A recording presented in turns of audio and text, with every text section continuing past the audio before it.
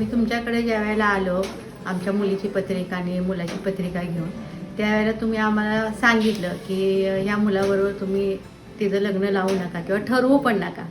पण तरीसुद्धा आम्ही तो मुलगा चांगला होता, सगळी घरची चांगली आहेत म्हणून आमच्या घरच्यांनी फोर्स केला की आपण हे लग्न ठरवूया.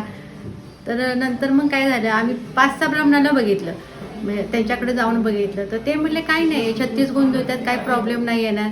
पण तुम्ही म्हणलं 36 गुण जरी जुळले असतील तरीसुद्धा पुढं काय प्रॉब्लेम आहे तो मला दिसतोय, तर तुम्ही हे लग्न ठरवू नका. तरीसुद्धा आमच्या घरच्यांनी पुढे जाऊन ते लग्न ठरवायचा प्रयत्न केल्यानंतर परत आम्ही एकदा तुम्हाला फोन केला की असं असं लग्न ठरतंय आमचं. तर तुम्ही आम्हाला सांगितलं की स्वतःच्याच पायावर तुम्ही धोंडा मारून घेताय, तुम्ही हे लग्न ठरवू नका.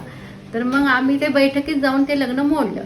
पण पुढे त्या मुलाचं काय झालं, दुसऱ्या मुलीबरोबर लग्न ठरलं आणि 6 महिन्यातच त्याची जी झालेली बायको होती ना, ती एक्सपायर्ड झाली. ती ॲक्सिडेंट झाला आणि ती जाग्यावर गेली.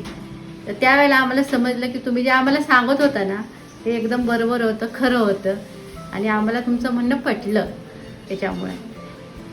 आणि त्याच्यासाठी आम्ही आहे ना परत दुसऱ्या वेळी ज्या वेळेला मुलीचं लग्न करायचं ठरवलं त्यावेळेला आम्ही परत तुमच्याकडेच आलो आणि ते खूपच चांगलं स्थळ आम्हाला भेटलं आणि आता खूप चांगलं तिथं चाललेलं आहे.